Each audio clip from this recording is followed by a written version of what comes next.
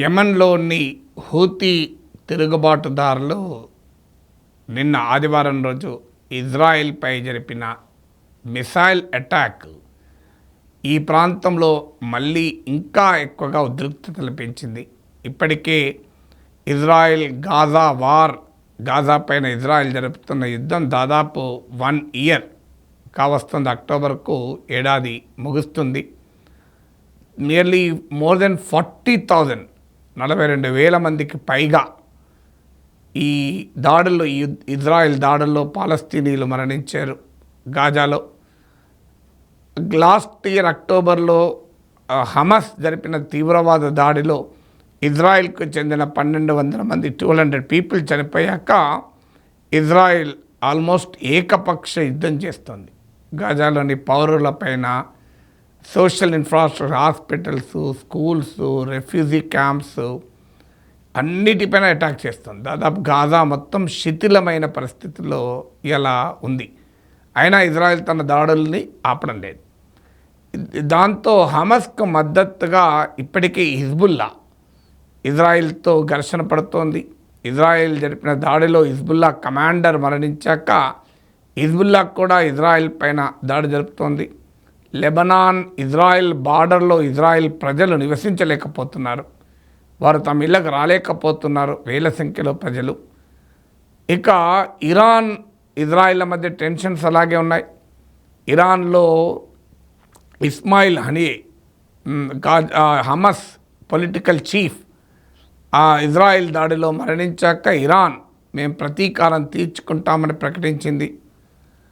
So ఈ ప్రాంతంలో ఇప్పుడు హూతీ తిరుగుబాటుదారులు హమస్కు మద్దతుగా దాడులు చేస్తూనే ఉన్నారు. సో దీన్నే ఇరాన్ యాక్సిస్ ఆఫ్ రెసిస్టెన్స్ అని చెప్తారు. కానీ ఇప్పుడు సిగ్నిఫికెంట్ ఏంటంటే గతంలో కూడా ఇజ్రాయెల్ పైన హూతీ తిరుగుబాటుదారులు దాడి చేశారు. కానీ ఈ దాడికి ఉన్న సిగ్నిఫికెన్స్ ఏంటంటే దాదాపు 2,000 కిలోమీటర్లకు పైగా 2,040 కిలోమీటర్ల దూరం. ఎందుకంటే హూతీలు నార్థన్ యెమెన్లో బలంగా ఉంటారు. అక్కడి నుంచి 2,040 కిలోమీటర్స్ దూరంలో ఉన్న టెల్ అవీవ్ సెంట్రల్ ఇజ్రాయెల్లో ఉన్న టార్గెట్ను అటాక్ చేయగలిగారు. 11 minutes అంటే వాళ్ళు ప్రయోగించిన 11 నిమిషాల్లో హూతీ తిరుగుబాటుదారులు బ్యాలిస్టిక్ మిసైల్ని ప్రయోగించారు. ఆ మిసైల్ సెంట్రల్ ఇజ్రాయెల్లో పడింది. అఫ్కోర్స్ ఎవరు మరణించలేదు, నో క్యాజువాలిటీ. ఇది ఓపెన్ ప్లేస్లో తాకింది.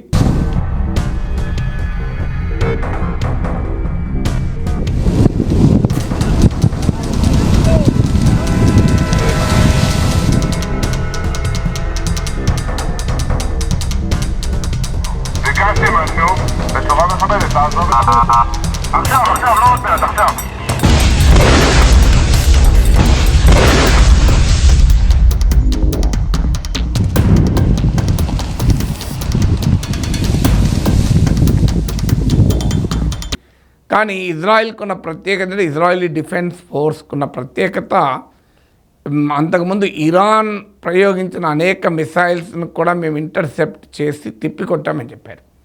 మరి ఇజ్రాయలీ మిసైల్ డిఫెన్స్ షీల్డ్ను పెనట్రేట్ చేసుకొని యెమెన్లోని హూతీ రిబెల్స్ ప్రయోగించిన మిసైల్ సెంట్రల్ ఇజ్రాయెల్ దాకా ఎలా వచ్చింది అంటే Israel missile defence shield impregnable, దుర్భేద్యమైంది అంటారు.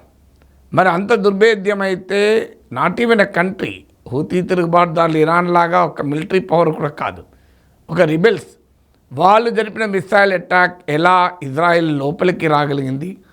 అందుకే ఈ దాడి పైన హమస్ వ్యాఖ్యానిస్తూ ఇప్పటికైనా ఇజ్రాయెల్కి అర్థం కావాలి, పాలస్తీనా సమస్యకు పరిష్కారం దొరకకుండా ఇజ్రాయలీలు కూడా సెక్యూర్డ్గా ఉండలేరు, భద్రంగా ఉండలేరు అని హమస్ కూడా ప్రకటించింది.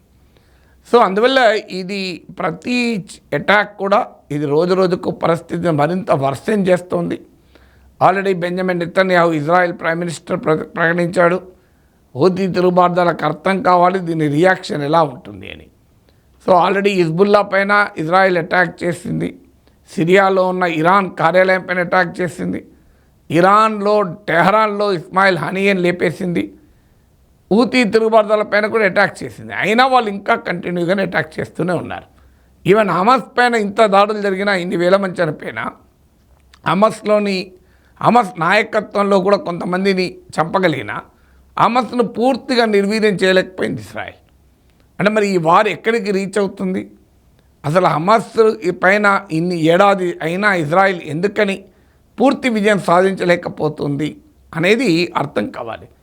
ఇప్పుడు హమాస్కు మద్దతుగా ఇరాన్, లెబనాన్, యెమెన్, సిరియా ఇవన్నీ వచ్చినప్పుడు వాతావరణం ఎలా ఉంటుంది, పరిస్థితులు ఎలా ఉంటాయి? అందులో ఇరాన్, ఇజ్రాయెల్ మధ్య గనక ప్రత్యక్ష యుద్ధమే మొదలైతే అది చాలా ప్రమాదకరంగా కూడా ఉంటుంది. ఎందుకంటే రెండు దేశాలకు కూడా న్యూక్లియర్ వెపన్స్ ఉన్న కంట్రీస్. అందువల్ల హూతీ తిరుగుబాటుదారుల మిసైల్ అటాక్ సింబాలిక్కే కావచ్చు, కానీ స్ట్రాటజిక్ టర్మ్స్లో వ్యూహాత్మకంగా చూసినప్పుడు ఇది చాలా కీలకమైన దాడిగా పేర్కొనవచ్చు. ఇజ్రాయిల్కు అర్థం కావాల్సింది ఏంటంటే, హమాస్కైనా అర్థం కావాల్సింది రెండు దేశాలు ఏర్పడడం తప్ప మరో పరిష్కారం లేదు. యునైటెడ్ నేషన్ చెప్పిందదే, యునైటెడ్ స్టేట్స్ చెప్పిందదే, ఇండియా కూడా చెప్తున్నది అదే. 2 స్టేట్ సొల్యూషన్ ఐక్యరాజ్యసమితి తీర్మానం ప్రకారం పాలస్తీనీలకు స్వదేశము, ఇజ్రాయిలీకి కూడా సెపరేట్గా ఎగ్జిట్ సెక్యూరిటీ గ్యారంటీ, ఈ రెండు ఉండడం తప్ప మరో మార్గం లేదు. హమాస్ ఏమో ఇజ్రాయెల్ ఎగ్జిస్టెన్స్ గుర్తించదు, ఇజ్రాయెల్ ఏమో పాలస్తీనా ప్రాంతాల ప్రజలకు దేశం ఇవ్వడానికి రెడీగా లేదు. అందువల్ల అటు ఇజ్రాయెల్ అయినా ఇటు హమాస్ అయినా 2 స్టేట్ సొల్యూషన్ తప్ప మరో మార్గం లేదు. ఇప్పుడు గాజాలో హమాస్ ఉంది, వెస్ట్ బ్యాంక్లో హమాస్ లేదు, PLO అధికారం ఉంది, పాలస్తీనా లిబరేషన్ ఆర్గనైజేషన్. మరి అక్కడ పాలస్తీనా అథారిటీ అంటారు దాన్ని, PA అని. వారు 2 స్టేట్ సొల్యూషన్కు రెడీగా ఉన్నారు. ఎందుకంటే PLO చాలా కాలం క్రితమే ఇజ్రాయెల్ ఎగ్జిస్టెన్స్కు అంగీకారం తెలిపింది. అందువల్ల ఇప్పటికైనా హమాస్ను పక్కకు పెట్టైనా పాలస్తీనా ప్రజల స్వదేశము అనే మాతృదేశం అనే దాన్ని గుర్తించగలిగితే ఆటోమేటిక్గా హమాస్ ఐసోలేట్ అవుతుంది. కానీ అందుకు ఇజ్రాయిల్లో ఉన్నటువంటి అల్ట్రా నేషనలిస్ట్, అతి జాతీయవాదులు సిద్ధంగా లేరు.